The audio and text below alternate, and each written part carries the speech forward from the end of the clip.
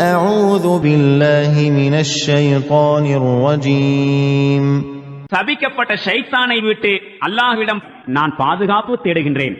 إنما المؤمنون الذين آمنوا بالله ورسوله ثم لم يرتابوا وجاهدوا بأموالهم وأنفسهم في سبيل الله أولئك هم الصادقون. உண்மையில் இறை நம்பிக்கையாளர்கள் அல்லாஹுவின் மீதும் அவனுடைய தூதரின் மீதும் நம்பிக்கை கொள்கிறார்கள். பிறகு அவர்கள் எவ்வித ஐயமும் கொள்வதில்லை. மேலும் தங்களுடைய செல்வங்களாலும் உயிர்களாலும் அல்லாஹுவின் வழியில் போராடுகிறார்கள்.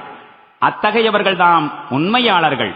قُلْ أَتُعَلِّمُونَ اللَّهَ بِدِينِكُمْ وَاللَّهُ يَعْلَمُ مَا فِي السَّمَاوَاتِ وَمَا فِي الْأَرْضِ وَاللَّهُ بِكُلِّ شَيْءٍ عَلِيمٌ.